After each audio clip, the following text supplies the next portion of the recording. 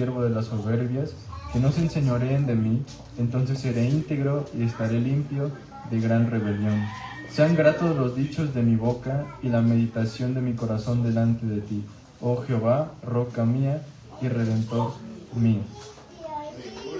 Vamos a alabar al Señor con este hermoso himno número 261, en las olas inmensas. Gloria a Dios.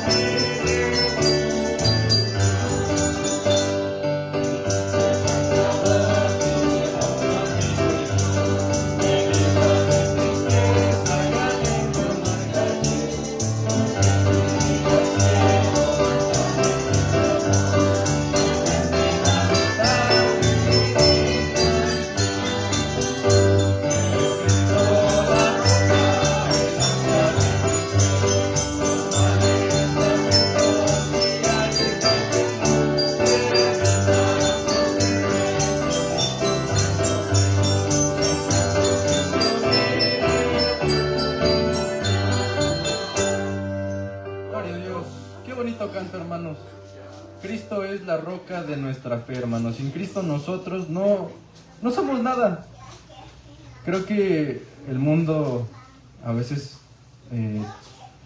promueve esa idea de que confiemos en nosotros mismos y todo eso, hermano, pero yo le puedo decir, no, nada se compara a Cristo. No hay nadie como Él.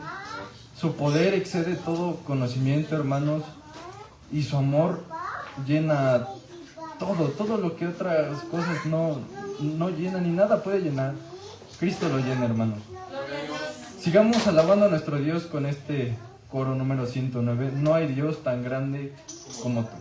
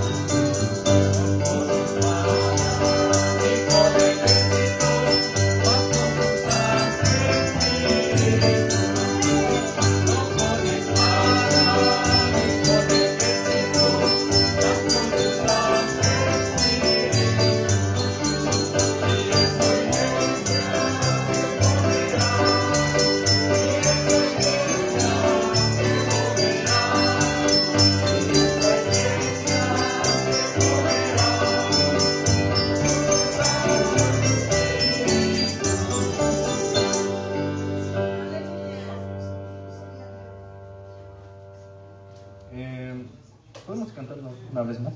Amén. Gloria a Dios. Ustedes son grandes, hermanos.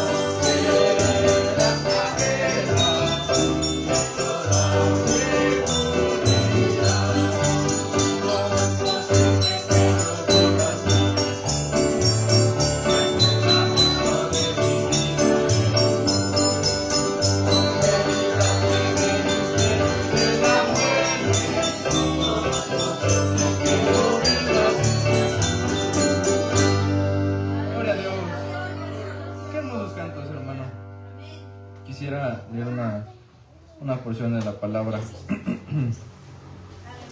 en Mateo 6, versículo 19, dice: no os hagáis tesoros en la tierra donde la polilla y el orín corrompen, y donde ladrones minan y hurtan, sino haceos tesoros en el cielo donde ni la polilla ni el orín corrompen, y donde ladrones no minan ni hurtan, porque donde esté vuestro tesoro, allí estará también vuestro corazón.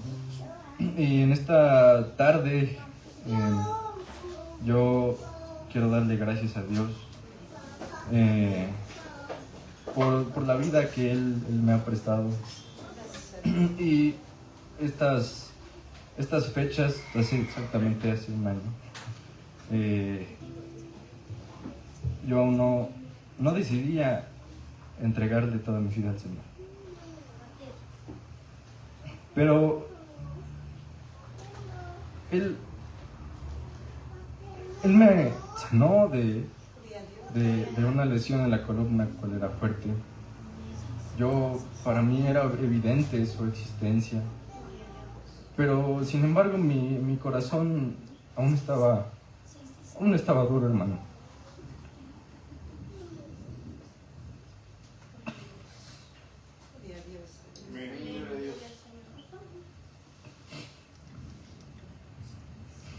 Y le doy gracias a Dios porque no me imaginé nunca estar alabando su nombre. Y ahora puedo decir, ¿cómo es posible que yo viva sin Jesús? Si el fundamento de mi vida es Él. Y yo le quiero invitar, hermano, a veces por cuestiones de la vida no dejamos que Cristo saque todo lo malo de nosotros, quizá por costumbre, por muchas cosas quizá, pero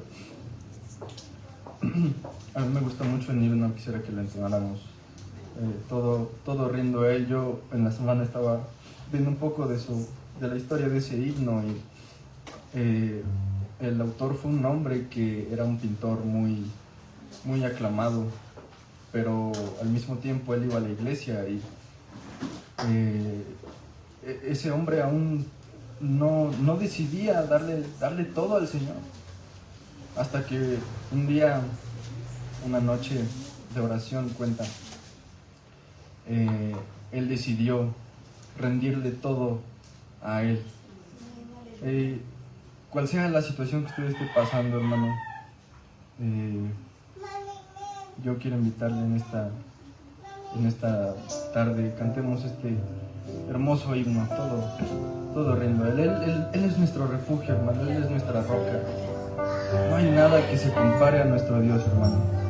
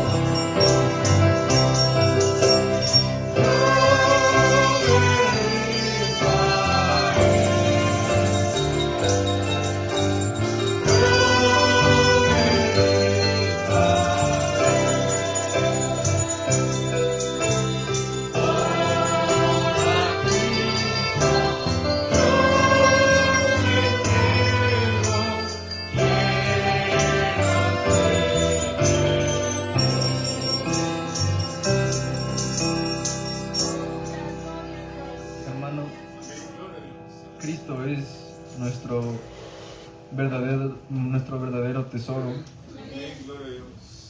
Hace unos meses estaba dejando cosas que tenía que dejar del mundo, pero yo a veces son cosas que a uno nos gusta tanto, por ejemplo la música, ¿no?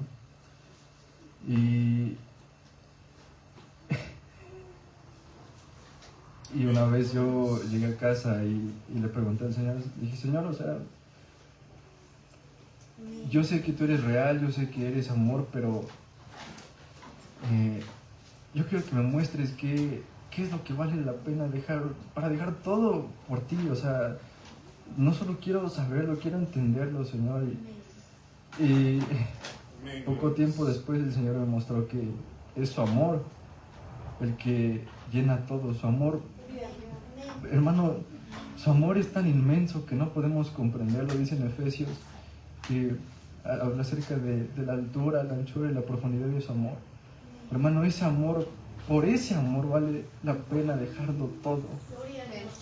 Vale la pena dejar a veces lo que nos gusta por servir a Cristo, hermano. Quiero leer también esta parte de la palabra. Dice en Juan 8:34, dice, de cierto os digo que todo aquel que hace pecado, esclavo es del pecado. Y el esclavo no queda en la casa para siempre, el Hijo sí queda para siempre. Así que si el Hijo os libertare, seréis verdaderamente libres. Sé que sois descendientes de Abraham, pero procuráis matarme, porque mi palabra no haya cabida en vosotros. Yo hablo lo que he visto acerca del Padre, y vosotros hacéis lo que habéis oído acerca de vuestro Padre. Es un versículo muy bonito, hermano. Vamos a seguir adorando a nuestro Dios con este hermoso canto. Ven, Espíritu, ven. Gloria a Dios. Amén. Ven.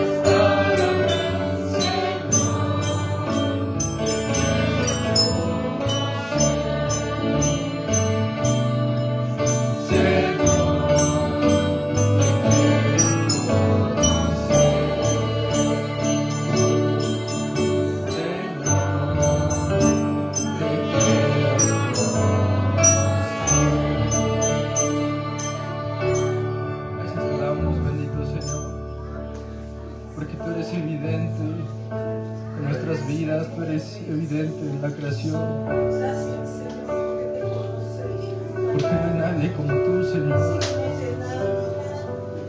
Llena, Señor, nuestros corazones de ti, bendito Dios. Gracias por ese regalo de venir a morir por nosotros en la cruz, Señor, cuando nosotros éramos tan pecadores. Somos tan pecadores, Señor, tan imperfectos. Pero ahora conocemos que vale la pena dejarlo todo por seguirte a ti, dejar todo, Señor. Gracias, Padre. Llena, Señor, los corazones. Muchos buscan diversión en las iglesias, Señor, pero nosotros te buscamos a ti. No queremos saber otra cosa, Señor, más que de ti. Abre, Señor, nuestro entendimiento para poder comprender, Señor, esa altura, esa locura y esa profundidad de tu amor, Señor. Gracias por ese regalo perfecto, por el cual ahora tienes acceso. Gracias, Señor. Recuerda mis pecados,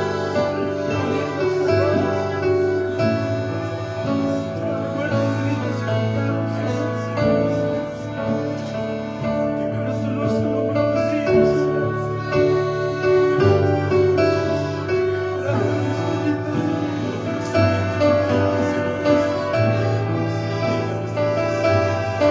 Y que me salvaste, bendito Dios.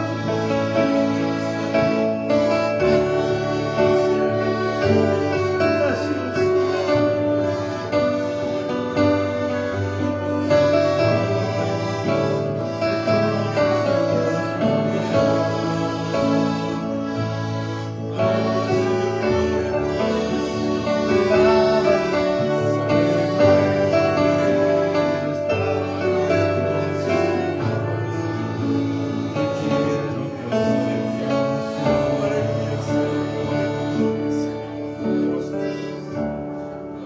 Gloria a Dios. Qué bonito ese pasaje, hermanos, de que si el Hijo os libertare, seréis verdaderamente libres.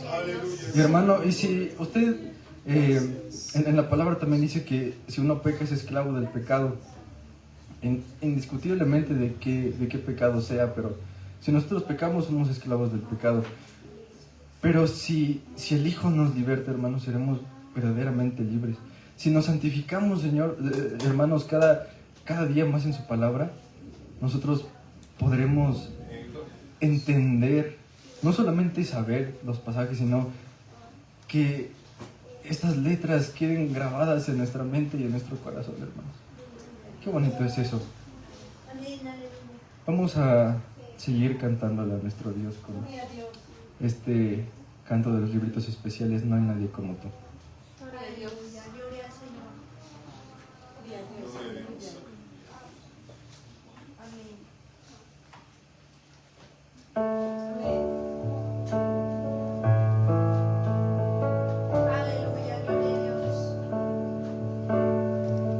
Quiero decirte que mi vida te pertenece, porque tú, Señor, tu vida diste por mí. Y en este canto yo te entrego mi amor para exaltarte y que todo el mundo sepa que no hay nadie como tú, no hay nadie como tú, precioso y glorioso,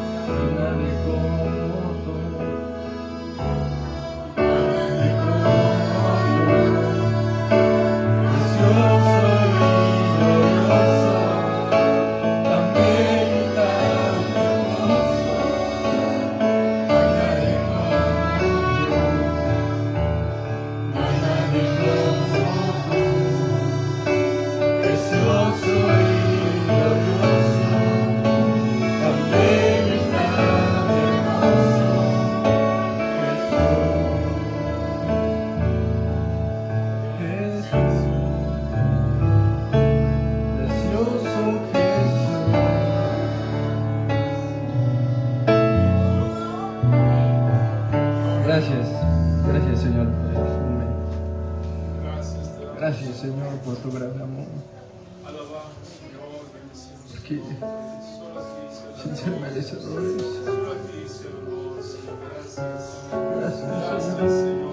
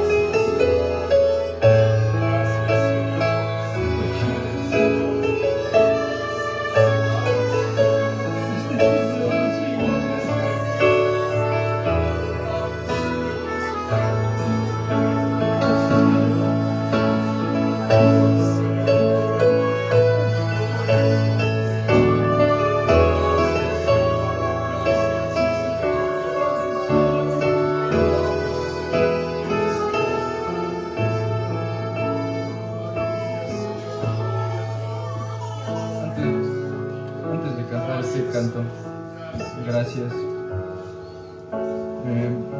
Yo recuerdo como hace un año estaba viniendo aquí a la iglesia y semana tras semana el Señor fue rompiendo ese corazón de piedra. Y le doy gracias a Dios por cada uno de ustedes, hermanos, porque en esas semanas vi un ejemplo del amor de Cristo en todos ustedes. Y para mí hoy, este día es especial para mí, porque yo decidí rendirme a Él. Hay tantas cosas por las que agradecerle a nuestro Dios, porque nos da la vida, el hecho de poder simplemente respirar es suficiente para darle las gracias. Vamos a cantar este hermoso canto, Gracias, está en los libritos.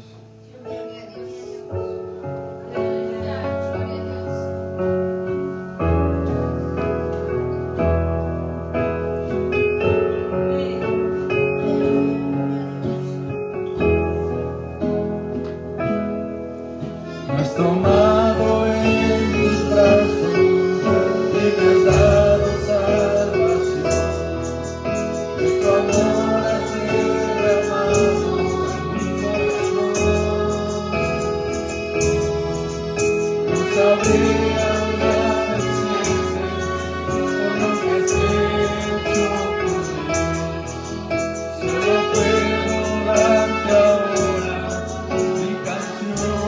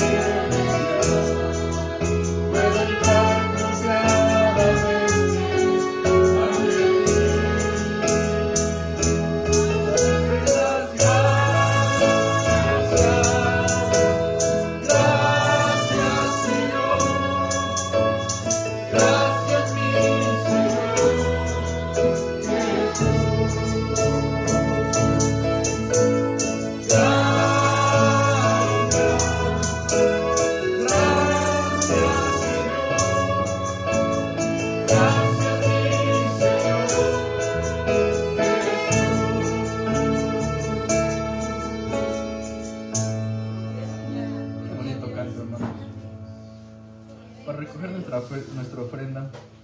Bueno, primero, y ninguno se presentará delante de Jehová con las manos vacías, cada uno con la ofrenda de su mano, conforme a la bendición que Jehová tu Dios pudiere darlo.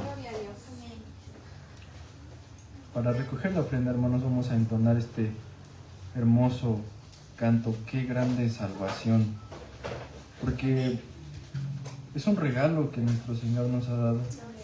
Él no merecía morir en esa cruz, pero por amor a nosotros es que Él dio su vida para salvarnos, hermanos. Amén, aleluya. Amén, aleluya, gloria a Dios.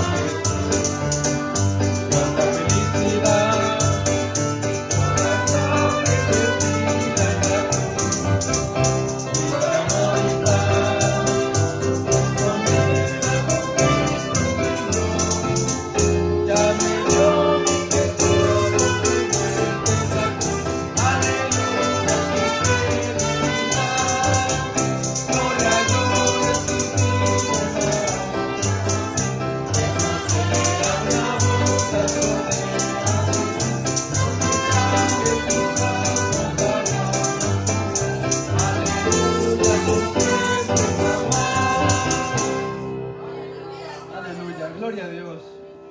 Qué felicidad, hermano. Amén, aleluya. Qué felicidad es estar alabando a nuestro Dios. Y hay muchos cantos que también quisiera cantar, hermanos, pero ya es momento de pasar a la palabra. Y antes de eso quisiera que oráramos por nuestro pastor, porque es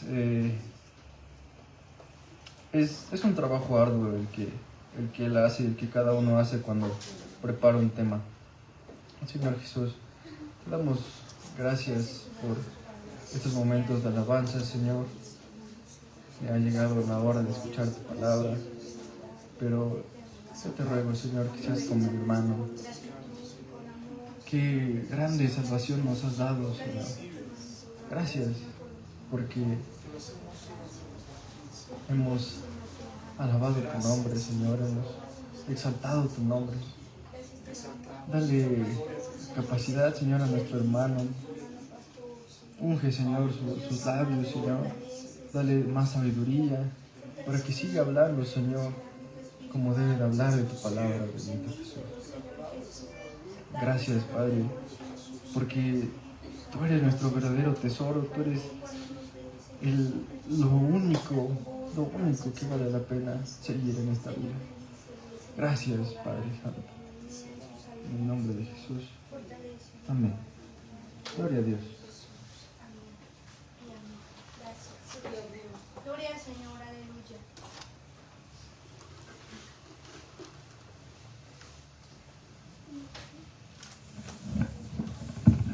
Aleluya, le damos gracias a Dios en esta tarde por la bendición de alabar y presentar nuestro canto delante de Dios. Que el Señor bendiga a nuestro hermano que ha dirigido este tiempo y siempre, hermanos, en nosotros haya esa disposición para alabar a nuestro Dios y hacerlo con todo nuestro corazón. Vamos a abrir la palabra de Dios en el Evangelio de Juan, capítulo 20. Y bueno, los jóvenes van a salir con nuestra hermana, así que para que bueno, los muchachos salgan con ella, y nosotros vamos a abrir nuestras Biblias en el Evangelio de Juan, capítulo 20, y vamos a leer, hermanos, del versículo 19 al versículo 23. Amén. Evangelio de Juan, capítulo 20, versículos del 19 al 23. Y bueno, nos ponemos de pie, hermanos, para leer lo que la palabra de Dios nos dice en esta tarde. Dice la Sagrada Escritura: cuando llegó la noche de aquel mismo día, el primero de la semana, estando las puertas cerradas en el lugar donde los discípulos estaban reunidos por miedo de los judíos, vino Jesús y puesto en medio les dijo: paz a vosotros. Y cuando les hubo dicho esto, les mostró las manos y el costado, y los discípulos se regocijaron viendo al Señor. Entonces Jesús les dijo otra vez: paz a vosotros. Como me envió el Padre, así también yo os envío. Y habiendo dicho esto, sopló y les dijo: recibid el Espíritu Santo. A quienes remitiereis los pecados, les son remitidos, y a quienes se los retuviereis, les son retenidos. Vamos a leer hasta el 31, hermanos. Pero Tomás, uno de los 12, llamado Dídimo, no estaba con ellos cuando Jesús vino.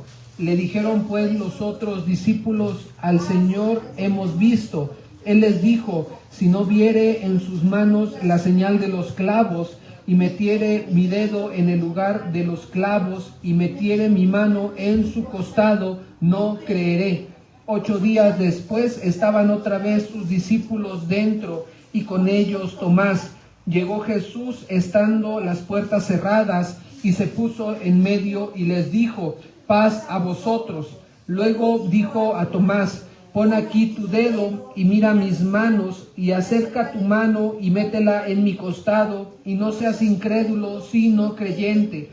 Entonces Tomás respondió y le dijo: Señor mío y Dios mío. Jesús le dijo: ¿por qué me has visto, Tomás, creísteis? Bienaventurados los que no vieron y creyeron. Hizo además Jesús muchas otras señales en presencia de sus discípulos, las cuales no están escritas en este libro, pero estas se han escrito para que creáis que Jesús es el Cristo, el Hijo de Dios, y para que creyendo tengáis vida en su nombre. Aleluya. Tomen sus asientos, hermanos, tomen sus lugares. Vamos a ver lo que nos dice la palabra de Dios en esta lectura que hemos hecho. Del versículo, de lo que hemos leído, hermanos, del versículo 24 al 29, ya se consideró. Hace 8 días nuestro hermano consideró este pasaje. Sí fue este pasaje, ¿verdad? El que hace 8 días se consideró. Entonces, bueno, ese pasaje ya lo hemos leído, hermanos. Lo hemos leído para ver todo el contexto, el pasaje, pero esa parte, bueno, ya ha sido considerada. Del 19 al 23 y del 30 al 31 no lo hemos considerado, y es lo que consideraremos con la ayuda de Dios, hermanos, en esta tarde con el favor de Dios, ¿no? Estamos ya muy cerca de terminar, hermanos, el Evangelio de Juan. Si usted se da cuenta, ya solamente después de esta enseñanza quedará solamente un capítulo, y prácticamente de ese capítulo son 3 o máximo 4 enseñanzas más, no más de eso. Entonces estamos en la parte final de lo que el evangelista Juan registra en su evangelio, en el testimonio que da. Y en este capítulo 20, hermanos, hemos visto la resurrección de nuestro Señor Jesucristo, y como parte de la enseñanza que Juan nos deja acerca de ese acontecimiento hermoso, el evangelista habla de cómo el Señor Jesucristo, mientras estuvo en ese tiempo aquí en la tierra, mientras estuvo dice el libro de Hechos capítulo 1, 40 días que estuvo el Señor Jesucristo. Hechos 1:3, mientras estuvo el Señor 40 días con ellos, después de haber resucitado, se les estuvo apareciendo a ellos, a sus discípulos. Ya vimos, hermanos, cómo se le apareció, cómo resucitó y encontraron el sepulcro abierto y vacío. Ya vimos, hermanos, cómo 2 de sus discípulos corrieron, Simón y Juan, corrieron para verificar, para ver, ser testigos de la tumba vacía. Ya vimos, hermanos, también cómo el Señor se le apareció a María Magdalena, y vimos también cómo se le apareció a Tomás en su incredulidad. Muestra de su misericordia y favor, se le apareció a Tomás, y Tomás fue testigo de ese momento. En este pasaje, hermanos, también vemos cómo se le aparece a sus discípulos. Más adelante, en el capítulo 21, se les va a volver a aparecer a 7 de sus discípulos, dice el pasaje. Pero en esta lectura, hermanos, que hemos hecho, hemos leído, hemos podido leer cómo el Señor se le aparece a sus discípulos.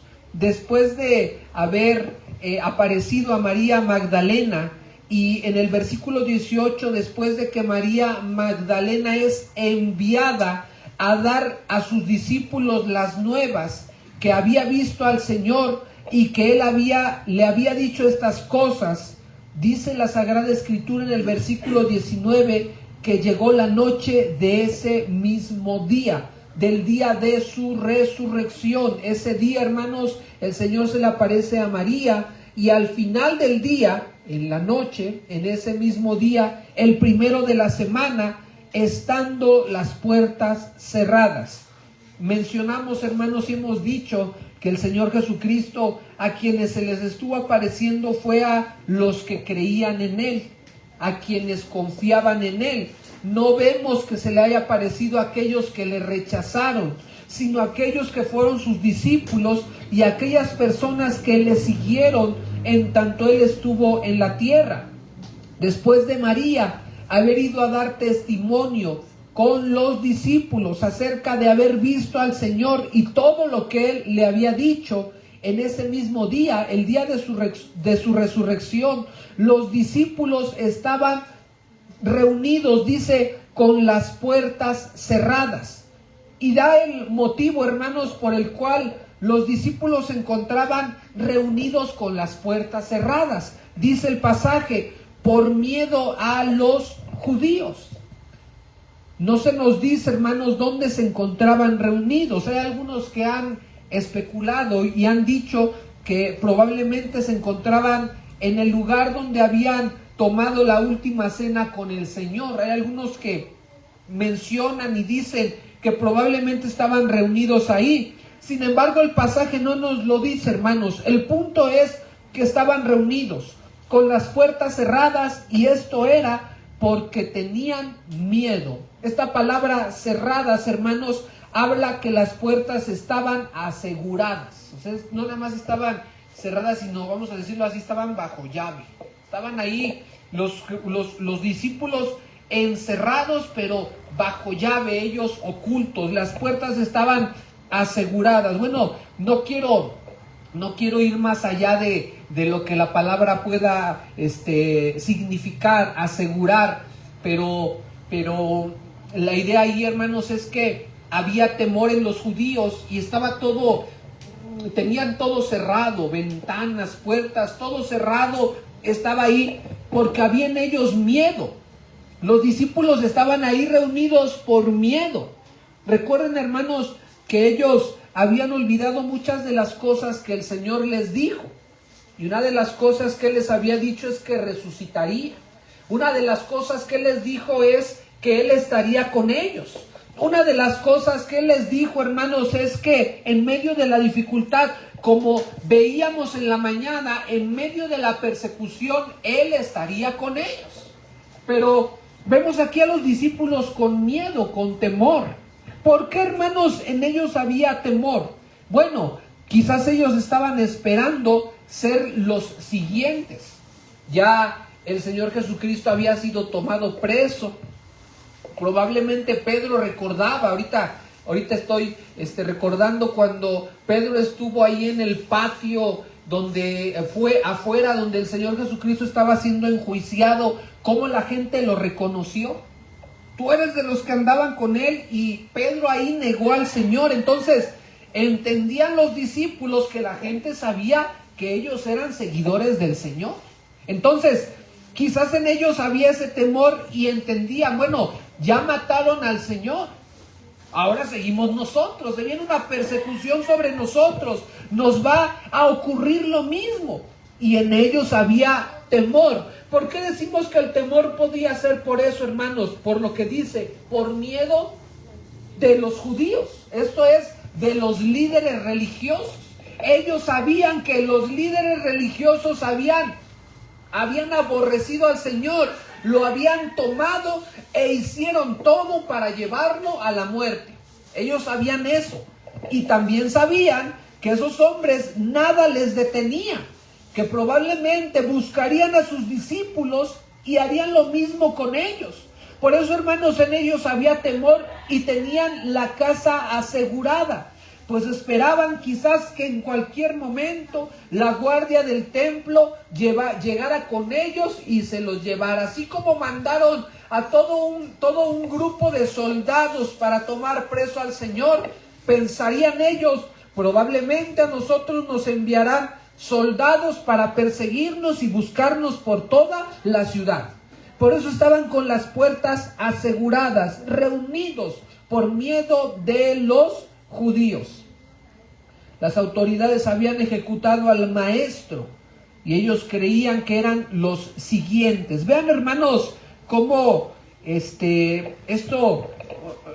muchas de las cosas de los discípulos que nosotros vemos, quizás las podemos ver muy ajenas a nosotros, pero vemos en esto, hermanos, la condición débil del ser humano, y pudiésemos decir la condición débil en la cual todavía como cristianos nosotros nos encontramos. Porque quizás como Pedro podríamos decir, sí, Señor, yo voy a seguirte hasta la muerte. Pero cuando llegue ese momento, es cuando ustedes y yo, hermanos, vean, hermanos, algo que muchas veces se ve en sentido negativo, la persecución hacia la iglesia, se ve como algo negativo. Y bueno, humanamente hablando, hermanos, no quiere decir que eso sea bueno. O sea, no es que el cristiano disfrute ser perseguido, pero hay un beneficio, hermanos, hay algo que ocurre cuando ha venido a lo largo de la historia la persecución hacia la iglesia. ¿Qué es eso que ocurre? Que los que son verdaderos seguidores del Señor permanecen, y los que son seguidores nada más de habla, seguidores superficiales, se alejan. Eso, hermanos, es importante que lo veamos, porque quizás nosotros vemos a los discípulos y decimos, ¿cómo es posible que ellos estaban ahí temerosos? Bueno, hermanos, esto debe ser como un llamado a nosotros para tener cuidado, y no solamente cuidado, sino fortalecer nuestra fe. O sea, aquí con esto, hermanos, yo quiero que ustedes vean y entendamos cuál es la condición de su fe y de mi fe. Si mi fe es lo suficientemente fuerte como para permanecer sólido en aquel momento, en ese tiempo de dificultad, o mi fe no es tan fuerte y es frágil. Bueno, como aquel hombre, ustedes y yo, hermanos, podamos decirle a nuestro Señor: fortalece mi fe, dame fe, Señor, ayúdame a mi fe, quiero tener más fe en ti. Y esa fe, hermano, será fortalecida en Cristo, pero también va a ser fortalecida en tanto estemos cerca de Él y estemos llenos de su palabra. Y ahorita vamos a ver, hermanos, cómo el Señor les recuerda la promesa que les había dado, y es en base a esa promesa que hubo un cambio en la vida de los discípulos, hermanos. Ahorita, ¿cómo los vemos? Con miedo, escondidos, con las puertas aseguradas. En Hechos 2, ¿cómo los vamos a ver? Saliendo por las calles predicando del Señor. ¿Qué es lo que hizo que pasaran de estar temerosos, asegurada la casa y todo, a salir por las calles predicando de Dios?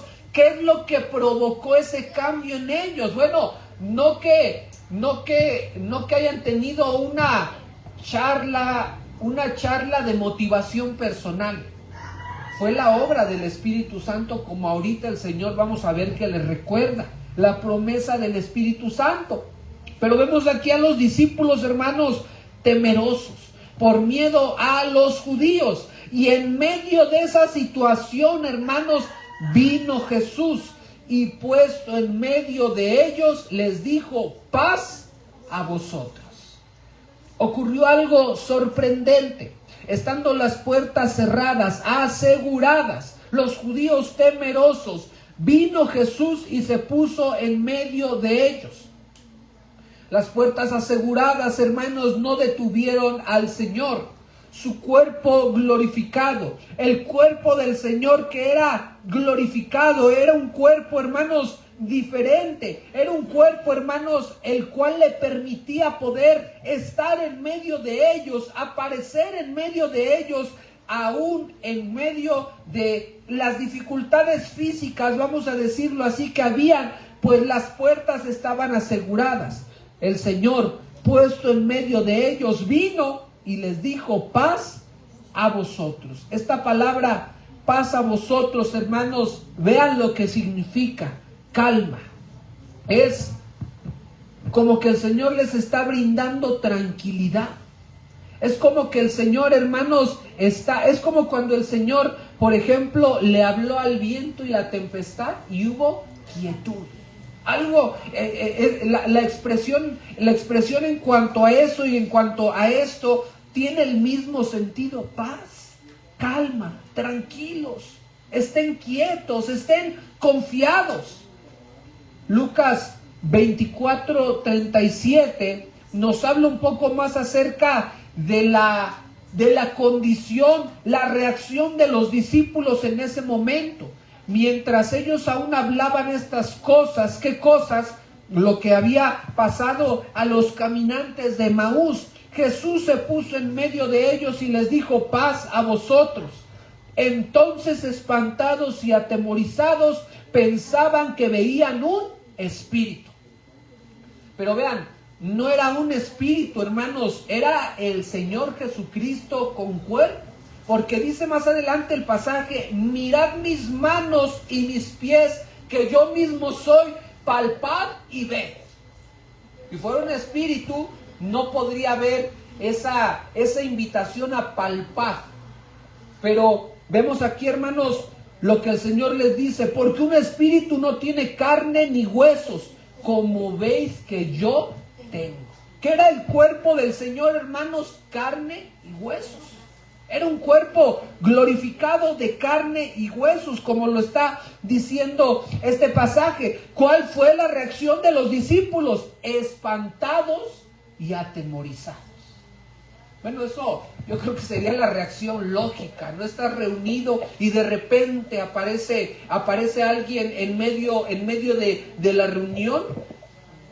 Pues es la reacción, yo creo, natural de los discípulos. Imagínense, asustados porque los judíos pensaban que los iban a perseguir. Y luego aparece la figura del Señor en medio de ellos. Entonces, espantados y atemorizados, pensaban que veían un espíritu. Vean, hermanos, cómo había una limitación en los discípulos en olvidar que el Señor dijo que iba a resucitar. Ellos lo habían olvidado. Por eso la conclusión a la que llegaron en ese momento es un espíritu.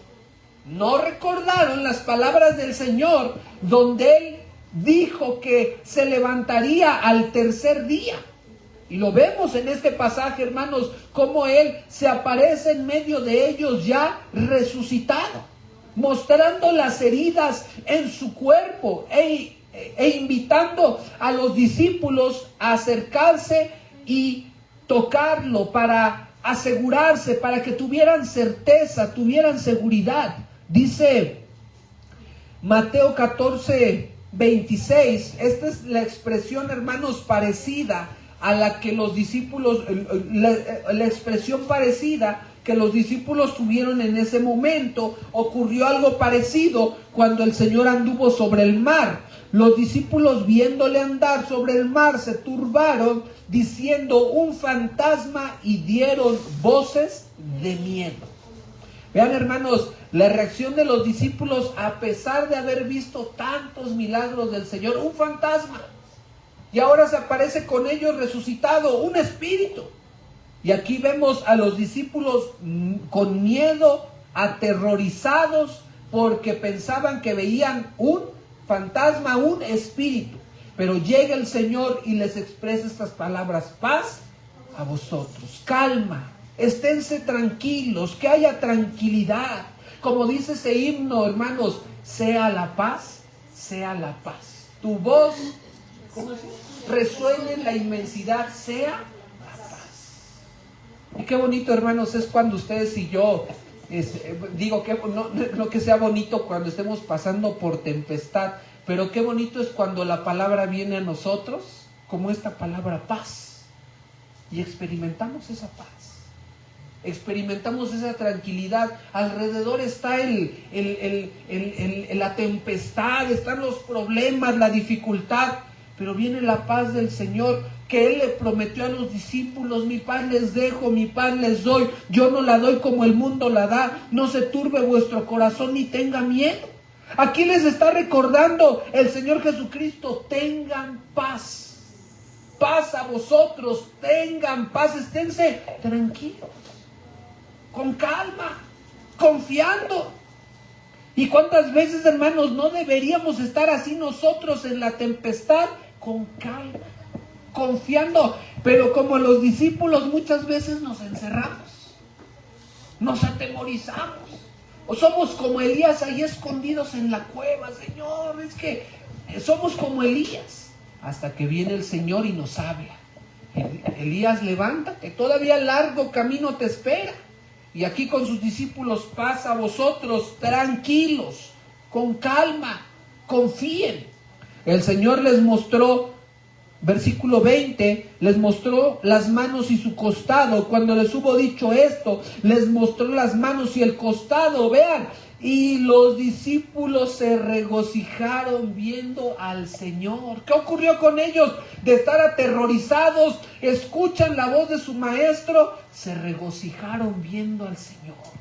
Se gozaron, se deleitaron de estar ahora con Él. Les dio tranquilidad. Vean, hermanos, el Señor, qué pacientes. Porque ya María Magdalena les había dado testimonio de su resurrección. Y aparece el Señor, ¿y qué dicen ellos? Un espíritu. Y el Señor, con amor, paciencia, les dice: acérquense, vean mis manos, mi costado, acérquense, los invita para que ellos puedan estar tranquilos. Él tranquilizó a los discípulos. ¿Cuántas veces el Señor no nos tranquiliza a nosotros? Pero también, hermanos, yo ahorita pienso: ¿cuántas veces nosotros no tenemos que tranquilizarnos los unos a los otros? Debe de haber en nosotros palabras de tranquilidad, que le den tranquilidad a un hermano que está agobiado, a un hermano que está atemorizado, a un hermano que está en angustia, en desesperación.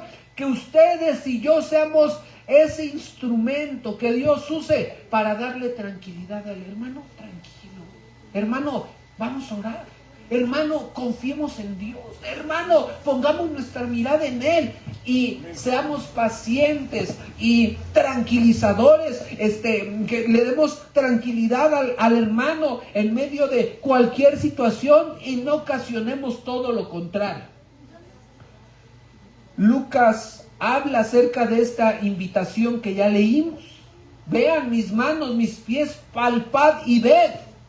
Un espíritu no tiene carne ni huesos, como veis que yo tengo. Más adelante, hermanos, vamos a ver al Señor Jesucristo comiendo en el capítulo 21, comiendo un poco de lo que habían pescado los discípulos en aquel momento. Y eso también lo tenemos en Lucas capítulo 24, pues es en este mismo pasaje, pero en lo que narra Lucas. Lucas capítulo 24, vean, ahí en Lucas 24, para darles mayor certeza a los discípulos. No solo les dijo, palpen, tranquilos. Versículo 40, Lucas 24, 40, diciendo esto les mostró las manos y los pies.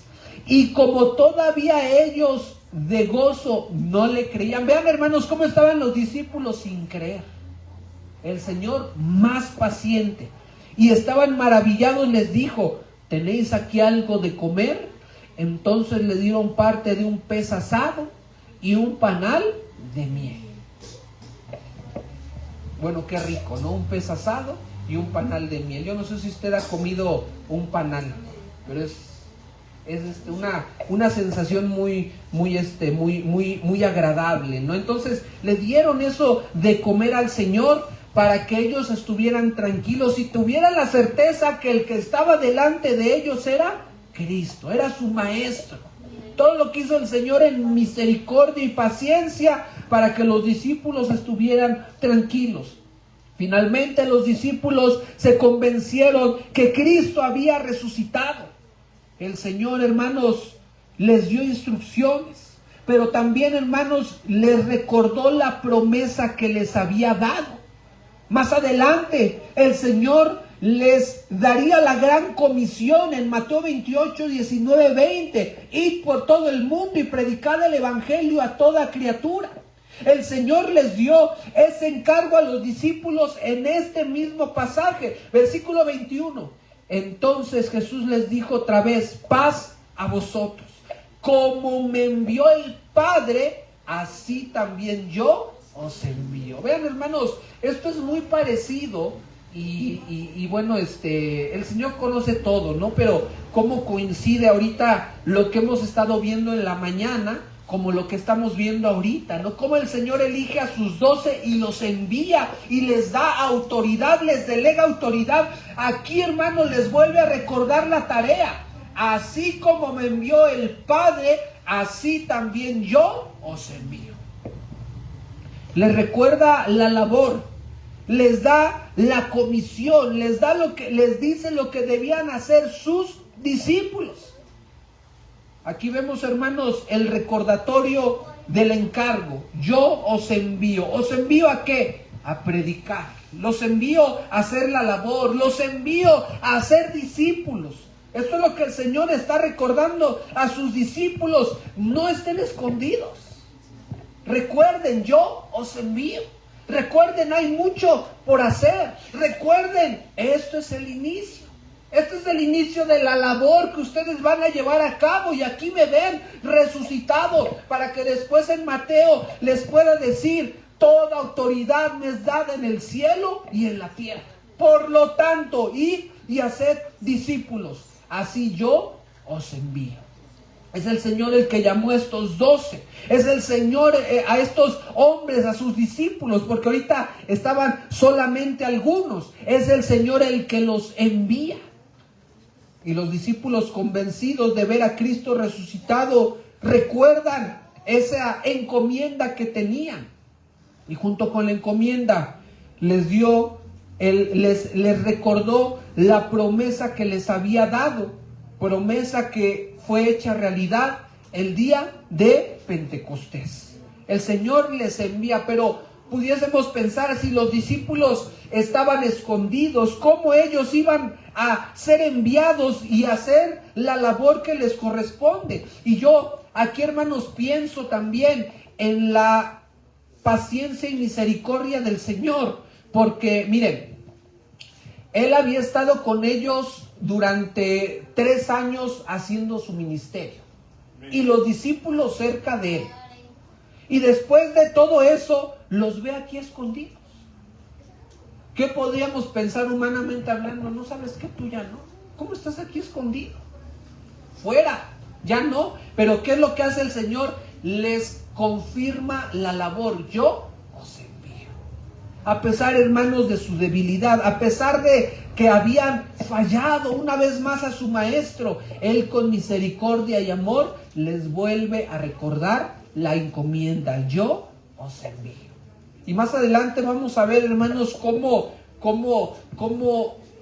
tiene ese momento de perdón con Pedro después de que él le había negado 3 veces. Tiene ese momento de perdón para confirmar a Pedro, para animar a Pedro, para que los discípulos entiendan que Pedro podía seguir adelante. Y en todo eso vemos la misericordia de Dios en este llamado que les vuelve a hacer, en el recordarles la labor y el ministerio que debían hacer. Yo os envío, pero no estarían solos. Y habiendo dicho esto, sopló y les dijo: recibid el Espíritu Santo. Bueno, aquí hay algo que debemos tener presente, hermanos, lo que está ocurriendo aquí. Ellos en Pentecostés iban a recibir al Espíritu Santo. Ellos en Pentecostés lo recibirían. Pero aquí el Señor Jesucristo sopla en ellos y les dice: recibid el Espíritu Santo. ¿Qué es lo que los discípulos debían? ¿Qué es lo que había en el entendimiento de los discípulos con esto que el Señor Jesucristo les estaba haciendo con ellos? Bueno, hay algunas cosas que considerar, hermanos, pero en primer lugar diremos que lo que aquí el Señor Jesucristo les está recordando es la promesa que les había dado. Promesa, hermanos, que ya vimos en los pasajes de Juan capítulo 16, me parece que fue. Ahorita les digo el pasaje.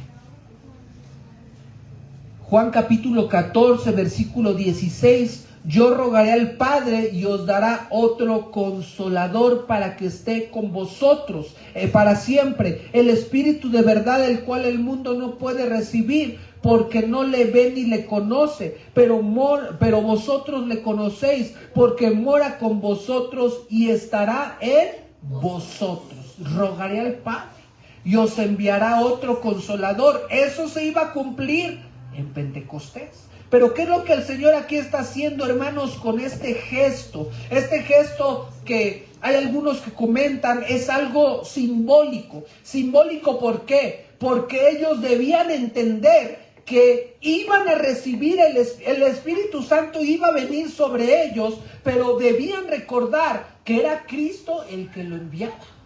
Era Cristo, hermanos, que es Dios el que enviaba al Santo Espíritu para estar con ellos. Y es con la obra del Espíritu Santo en sus vidas que podrían ser enviados y hacer la obra, la labor que el Padre les había, que el Señor Jesucristo les había encomendado. Cristo, por medio de este soplo, les recuerda, les hace ver que el Espíritu Santo iba a estar sobre ellos, lo cual se iba a cumplir en Pentecostés, hermanos. El Señor Jesucristo aquí está dando un recordatorio de su autoridad, un recordatorio, hermanos, de su poder, un recordatorio, hermanos, de lo que Él iba a hacer con los suyos: enviar a su Santo Espíritu, de manera que cuando el Espíritu Santo viniera sobre ellos, ellos recordarían: esto es lo que Cristo nos prometió. Esto es lo que Cristo iba a enviar. Esto es lo que Cristo nos prometió para ser testigos, para ser sus testigos en toda la región, dar testimonio de Él. Los apóstoles ahí presentes, hermanos, recibieron el recordatorio de esta promesa. Bueno, uno de los que no estaban era Tomás, pero ahí estaban muchos de los discípulos, hermanos, recordando esta promesa. El Espíritu Santo iba a venir sobre ellos y ellos lo iban a recibir. Ellos iban a recibir, hermanos, al Espíritu Santo, y ahora el Espíritu Santo iba a morar en ellos. Bajo esta obra, bajo esto que el Señor Jesucristo les promete, el Espíritu Santo moraría en ellos, haría morar en ellos. Como dice Corintios, 1 Corintios 6:19, vosotros sois templo del Espíritu Santo. Ahí está el cumplimiento de la promesa. El Espíritu Santo les daría poder, hermanos. Dice Hechos 1:8, recibiréis poder cuando haya venido sobre vosotros el Espíritu Santo y me seréis testigos. ¿Alguien recuerda qué significa testigos? Ya lo dijeron por ahí. Mártires. Vean, los que estaban escondidos con las puertas aseguradas, ahora iban a ser ¿qué? Mártires, sus mártires. ¿Cómo es que esos que estaban escondidos, aterrorizados con las puertas aseguradas, iban a ser los mártires, los testigos del Señor? ¿Por qué? Por la obra del Espíritu Santo. Y ellos, muchos de ellos darían sus vidas por la obra. Y ellos y muchos otros. Ahí tenemos al primer mártir Esteban dando su vida, siendo lapidado en aquel momento, alzando sus ojos al cielo, confiando en el Señor. ¿Cómo es eso? Por la obra del Espíritu Santo en la vida de ellos. Por eso les dice el Señor, yo os envío. Pero les recuerda la venida del Espíritu Santo en el pasaje para ser mártires, para que ellos diesen testimonio a una costa de su vida, aunque su vida estuviese en riesgo, ellos lo harían dándole la honra y la gloria a nuestro Dios, hermanos. Vean cómo en la obra de Dios, hermanos, es Dios el que hace todo, es Dios el que llama, es Dios el que da de su Santo Espíritu, es de Dios la obra, es de Dios lo que hacemos. Todo, hermanos, tiene que ver con Dios. ¿Y nosotros en dónde quedamos? Como instrumentos suyos. Pero no tenemos ningún reconocimiento. En algún momento un hermano ponía el ejemplo, es como un martillo. El martillo es útil en la mano de un carpintero. Pero el martillo en sí no tiene ninguna capacidad, porque ahí está, hasta que el carpintero lo toma y lo usa, ahí está su utilidad. Lo mismo, hermanos, en nosotros, ahí estamos nosotros. Pero es hasta que el Señor nos llama y en su gracia, en su favor, en su misericordia, quiere hacer una obra por medio de nosotros. Es que ustedes y yo, hermanos, lo hacemos. Es que en nosotros hay algo que hacer para la obra de Dios, pero es de Dios todo. Por eso para Él es la gloria y la honra. Para Él es el reconocimiento. Él es el que da poder. El Espíritu Santo es el que da los dones a su iglesia. Da dones y ministerios a su iglesia para que ella sea edificada. Con esta acción, hermanos, el Señor Jesucristo le recuerda la venida del Espíritu Santo y le recuerda que Él es el que lo da y derramará de su Santo Espíritu, lo cual estaría a punto de ocurrir.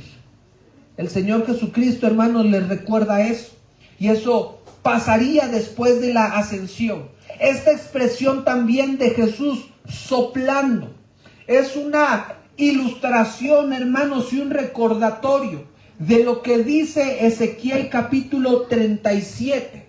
Vean lo que dice Ezequiel 37, hermanos, un recordatorio de lo que Dios hizo en ese pasaje, ilustra en ese pasaje, es en Cristo una realidad. Ezequiel 37, versículo 9. Y me dijo, profetiza al Espíritu, profetiza, hijo de hombre, y di al Espíritu, así ha dicho Jehová el Señor, Espíritu, ven de los cuatro vientos y sopla sobre estos muertos y vivirán.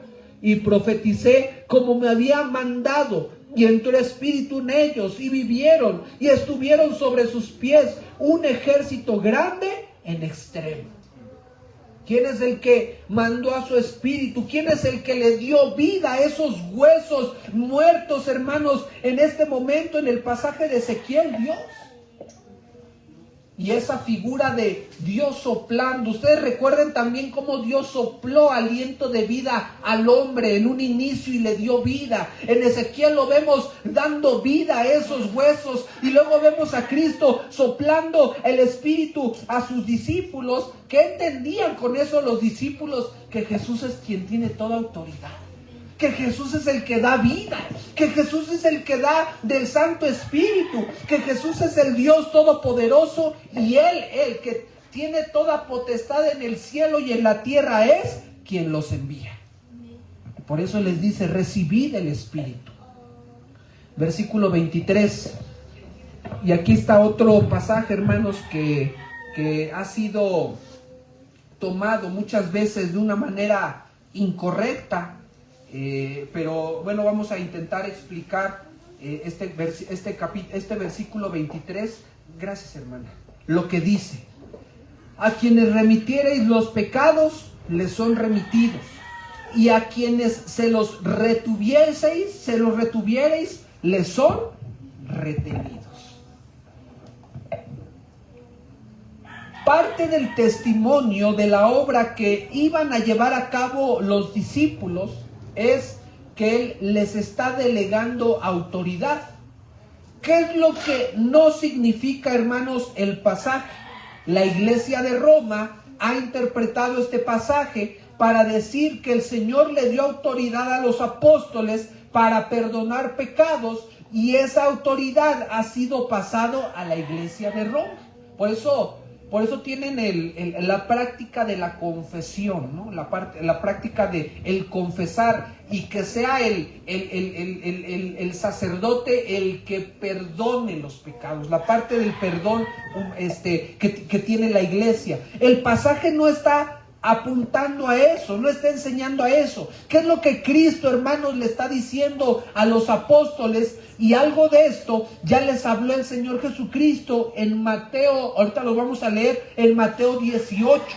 Lo que Cristo aquí les está recordando, les está diciendo era que, vean, les está dando una seguridad para decir, para reconocer que todo aquel que se arrepienta genuinamente y crea en el Evangelio, poder decir, Dios te ha perdonado.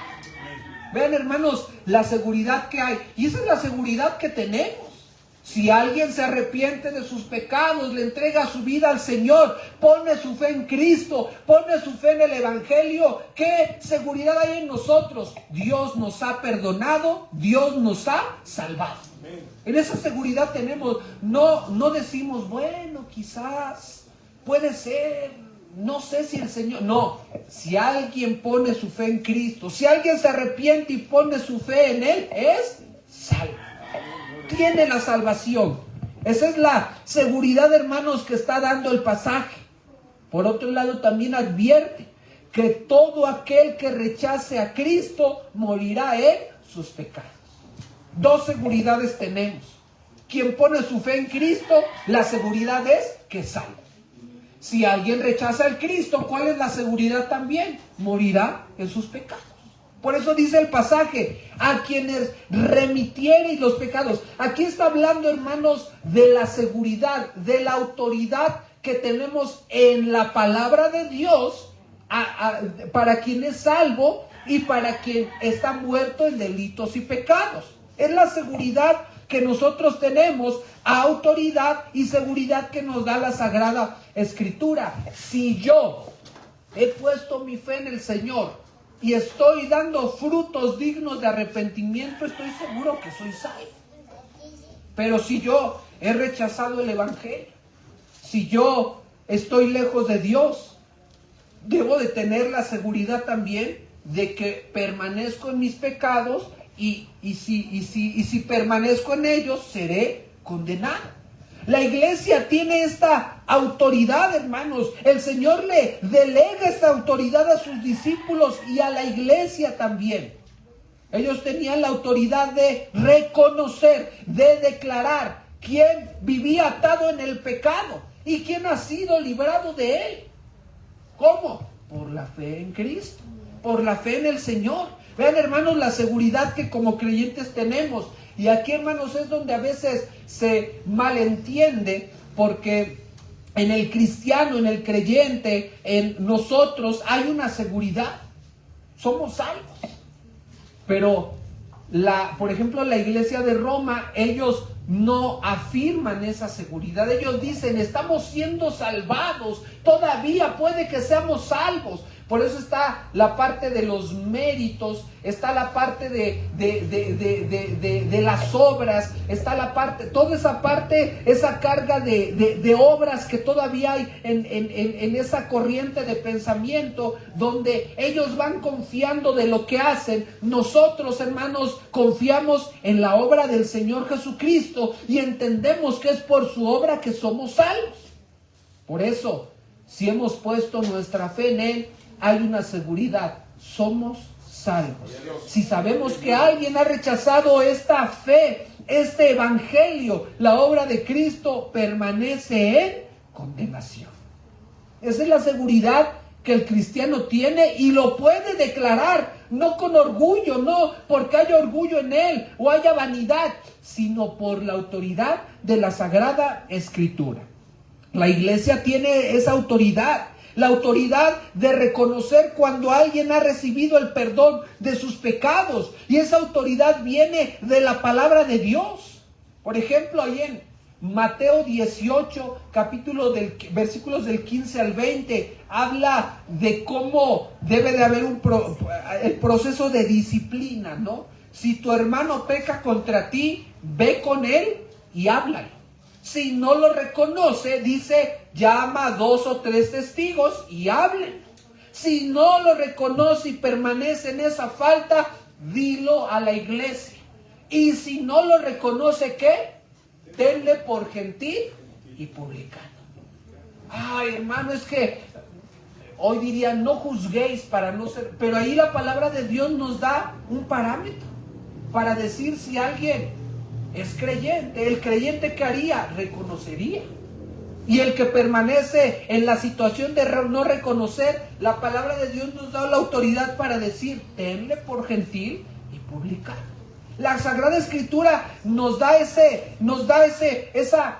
parámetro de poder tener poder saber, esa autoridad para poder reconocer quien ha sido librado de sus pecados y quien permanece en ellos. La iglesia tiene la autoridad y tiene la obligación, hermanos, también de animar a las personas, llamar a las personas al arrepentimiento, predicándoles de Cristo nuestro Salvador. Y en este pasaje, esa autoridad se las da a sus discípulos, para que ellos, por eso, cuando en el primer sermón le dicen a Pedro, Pedro, ¿qué tengo que hacer? ¿Qué tenemos que hacer para ser salvos? ¿Qué haremos? Pedro les dice, arrepentíos y bautícense en el nombre de Jesús para salvación. Ahí está, hermanos, la seguridad de este versículo 23. Pedro no les dice, bueno, arrepiéntanse y a ver qué pasa. No, Pedro les dice, hagan esto y van a ser salvos. ¿Por qué, hermanos? Bueno, porque la palabra de Dios nos da esa certeza, esa seguridad de poder decir, eres salvo si pones tu fe en Jesucristo. Eres salvo si pones tu confianza en Él, pero si le rechazas, permaneces en condenación. Eso es lo que el pasaje, hermanos, está enseñándole a sus discípulos. ¿Para qué? Para que cuando ellos sean enviados tengan una certeza. Para que cuando sean enviados sepan y puedan decir con toda... Porque, y miren, si no tuvieran esa certeza, Pedro no habría podido responder de esa manera. Pero como Cristo les da esta autoridad y esta certeza, Pedro con toda seguridad pudo decir, arrepiéntanse en el nombre de Jesús y serán perdonados y recibiréis salvación. O como cuando el centurión le preguntó a los apóstoles, ¿qué tengo que hacer? Lo animaron a poner su confianza en Jesucristo para recibir salvación. Entonces, hermanos, vemos en este pasaje esta autoridad, hermanos, que la palabra de Dios nos da para poder predicar de su santa y bendita palabra, sabiendo que quien recibe a Cristo recibe la salvación y el perdón de sus pecados y la libertad de la condenación, para gloria y honra de su nombre. Demos gracias a Dios, hermanos, porque en Cristo tenemos esa seguridad. En Cristo tenemos esa certeza. Versículos 30 y 31. Hizo además Jesús muchas otras señales en presencia de sus discípulos, las cuales no están escritas en este libro.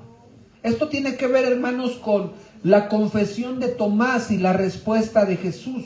¿Cuál fue la confesión de Tomás? Señor mío y Dios mío. ¿Cuál fue la respuesta de Jesús? Porque has visto, Tomás, creísteis. Bienaventurados los que no vieron y creyeron. Y aquí viene la relación. Hizo además Jesús muchas otras señales en presencia de sus discípulos.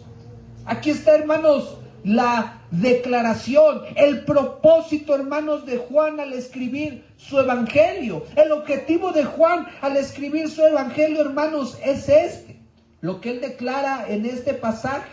Quienes no han visto a Jesús, vean, Tomás, bienaventurados los que no vieron y creyeron.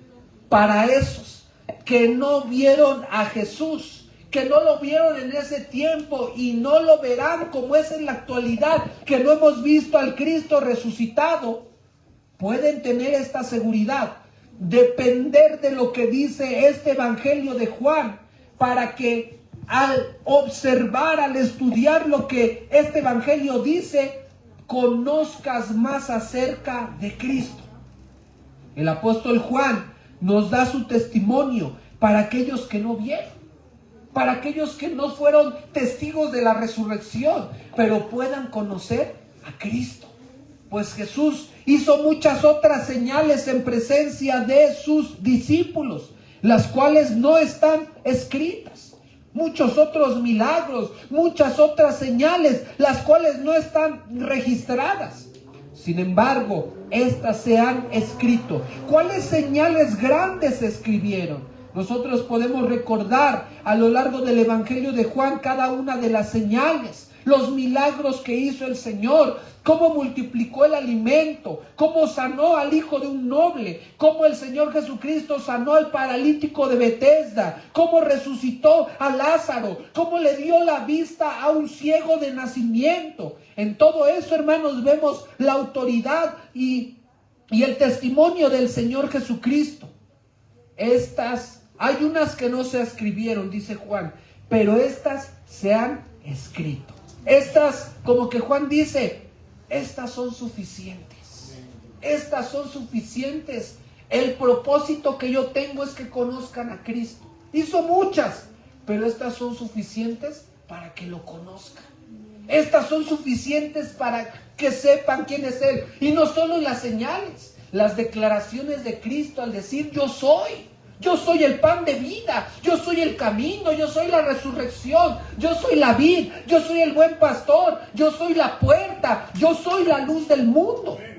En cada una de esas señales, de esas enseñanzas, hemos podido ver, hermanos, quién es nuestro Señor Jesucristo.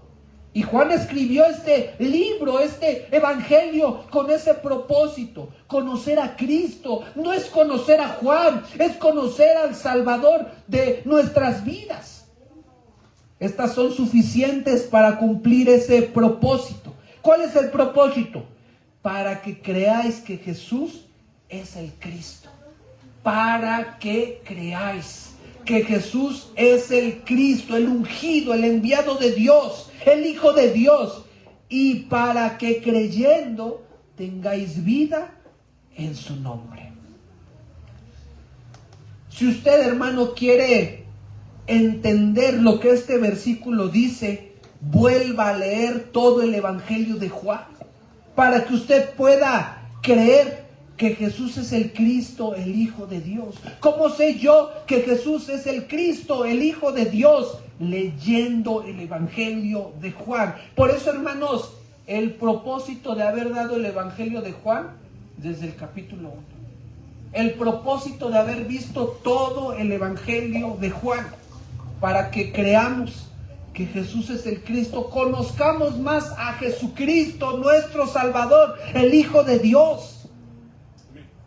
Esta declaración resume el propósito de Juan a escribir su Evangelio.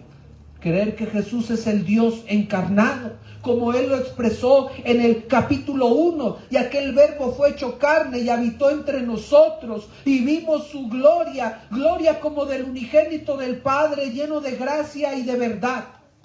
Para creer que Cristo, como Juan el Bautista lo dijo, es el Cordero de Dios que quita el pecado del mundo. Para poder reconocer y ver que Cristo, al resucitar a Lázaro, demostró ser la resurrección y la vida. Para que al leer lo que dice este Evangelio, creamos la verdad que es Cristo, pongamos nuestra fe en Él, que nos amó tanto Dios, enviando a su Hijo, para que todo aquel que en Él cree no se pierda, sino que reciba el perdón de sus pecados y tenga vida eterna.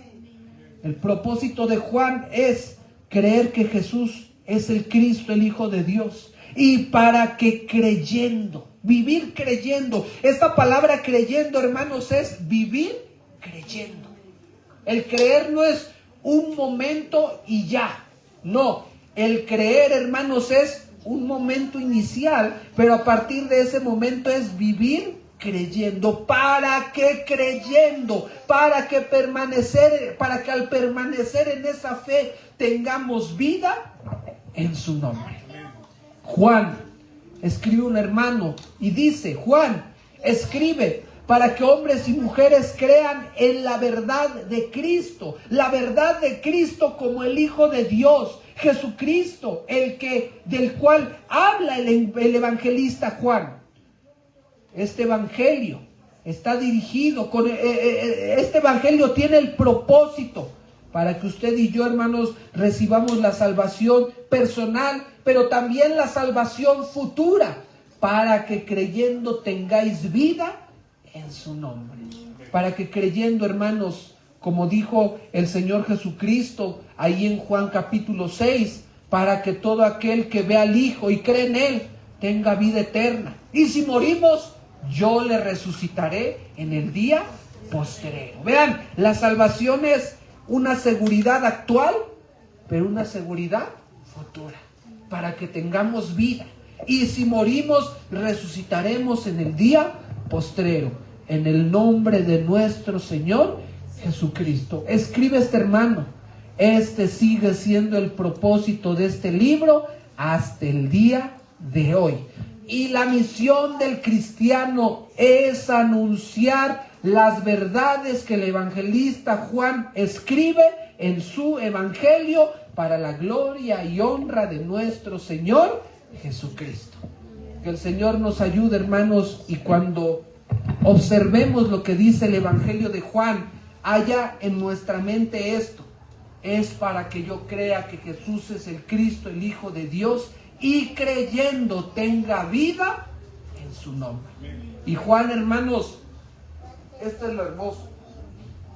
Ustedes y yo podemos tener el propósito en algo que escribimos y fallar en ese propósito.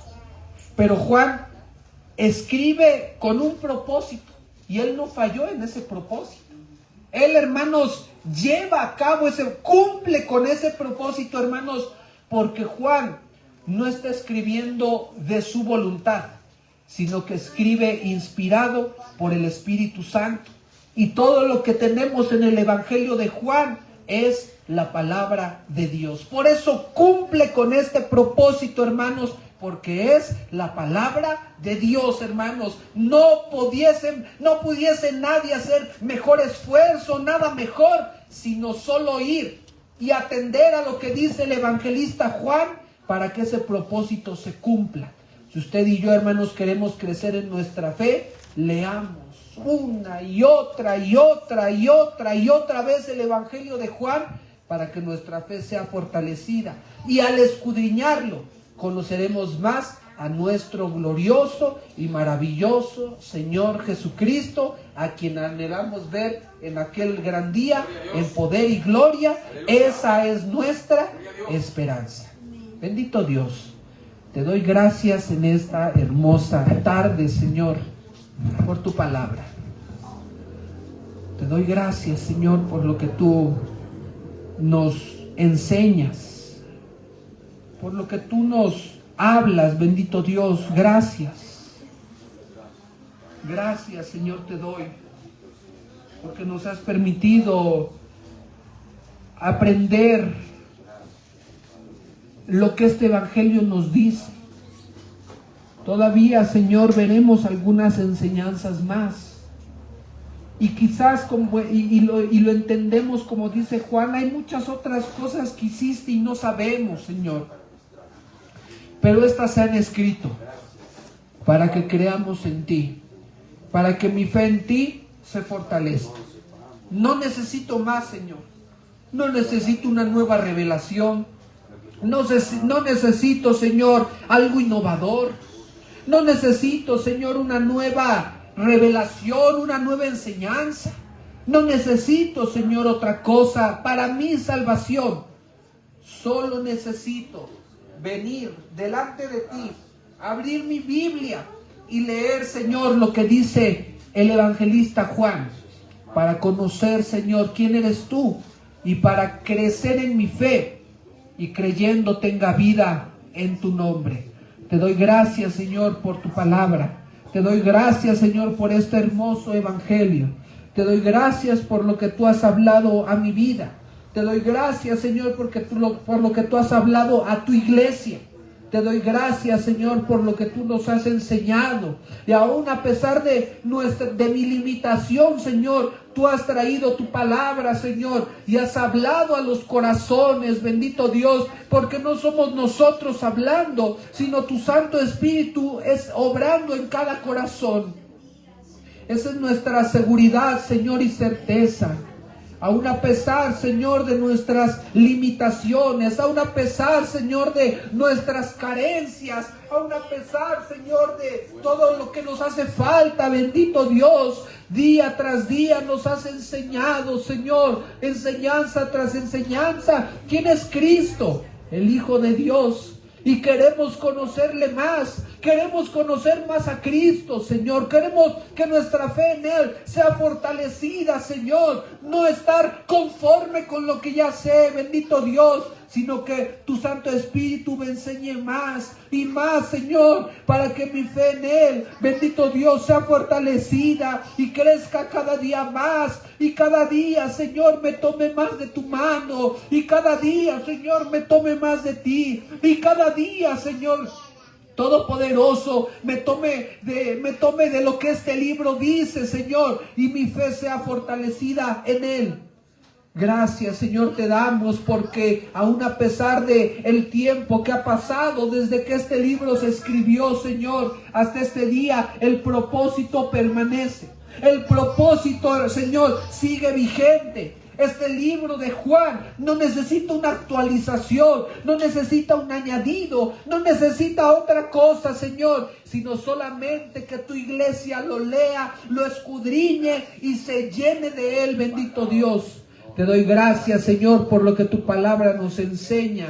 Ayúdame, Señor, ayúdame a crecer en ella, ayúdame a crecer en ti, ayúdame, Señor, porque vendrán tiempos de prueba, tiempos de dificultad, tiempos de angustia, tiempos de lucha, Señor, pero sabemos, oh Dios, que tú estarás con nosotros en todo momento. Te damos gracias, Señor, porque eres tú el que hablas a nuestra vida. Te damos gracias, Señor, porque tú eres el que hablas a cada uno de nosotros.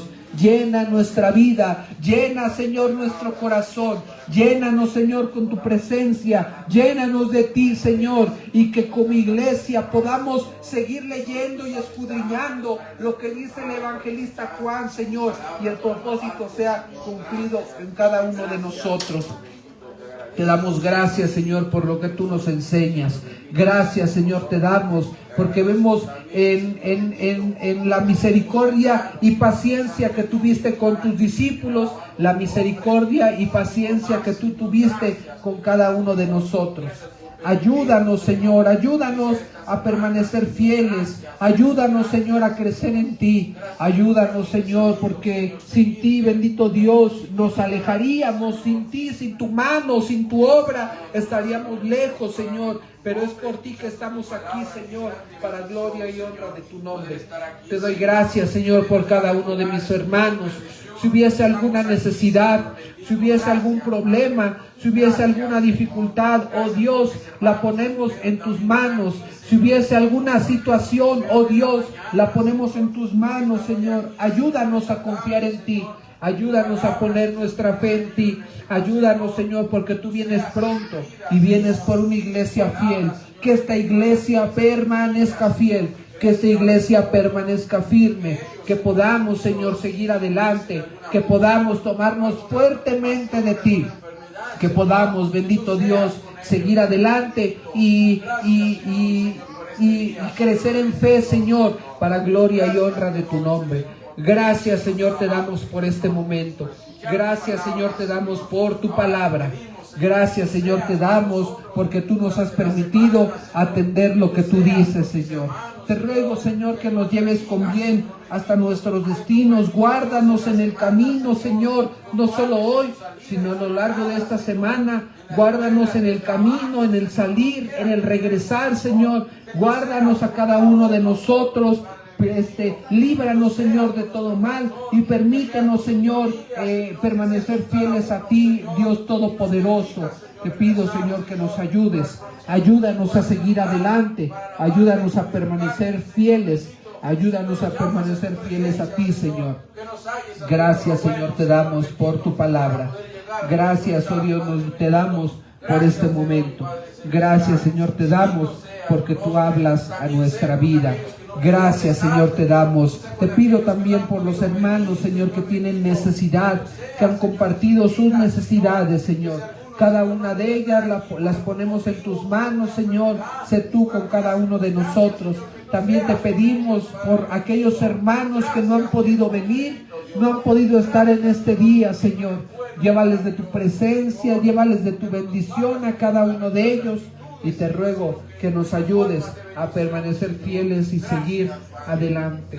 Gracias, Señor, te damos por este culto. Gracias por la alabanza. Gracias, Señor, por la ofrenda que se ha levantado. Gracias, Señor, por todas las actividades de este día. Gracias porque tú has estado con nosotros. Bendito sea tu nombre para siempre. Sé con nosotros a lo largo de esta semana. Y si en tu gracia está, que así sea, Señor.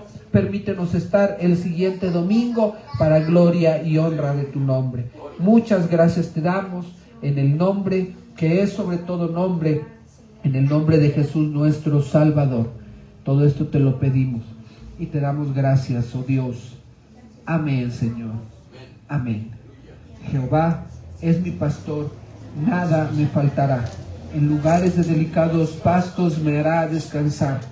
Junto a aguas de reposo me pastoreará, confortará mi alma, me guiará por sendas de justicia por amor de su nombre. Aunque ande en valle de sombra de muerte, no temeré mal alguno, porque tú estarás conmigo. Tu vara y tu cayado me infundirán aliento. Aderezas mesa delante de mí, en presencia de mis angustiadores. Unges mi cabeza con aceite, mi copa está rebosando. Ciertamente el bien y la misericordia me seguirán todos los días de mi vida, y en la casa de Jehová moraré por largos días. Amén. Que Dios les bendiga, hermanos, que el Señor sea con todos ustedes. La paz de Dios.